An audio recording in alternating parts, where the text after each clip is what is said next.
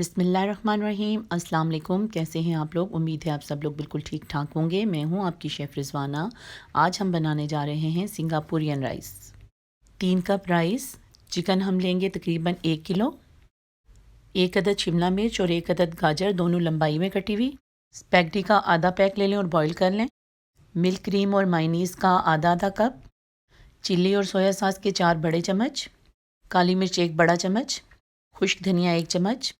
1 अदद लहसुन चॉप किया हुआ। चाट मसाला 1 बड़ा चम्मच और धड़ा मिर्च 1 छोटा चम्मच। आइए अब इसकी कुकिंग स्टार्ट करते हैं। एक पैन में हम डालेंगे ऑयल सब्जियों के लिए और एक पैन में हम डालेंगे चिकन के लिए।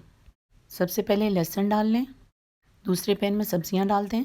लहसुन को हल्का सा फ्राई करें, उसके साथ ही इसमें चिकन डाल दें और इसको भूनें।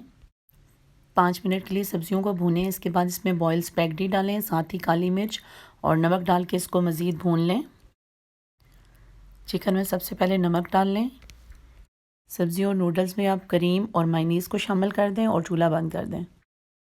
चिकन में तमाम स्पाइसेस को ऐड करें और इसको 5 मिनट के लिए भूनें। बॉयल चावलों पे चिकन को डाल लें। अब इनमें सब्जियों को भी शामिल कर लें और अच्छे से मिक्स कर लें। 10 से 15 मिनट का दम दे दें इनको। सिंगापुरियन राइस तैयार हैं। आप भी इनको घर में बनाएं। मुझे कमेंट करें कि ये कैसे बने हैं। प्लीज़ मेरी वीडियो को लाइक और शेयर करें और मेरे चैनल को सब्सक्राइब करें।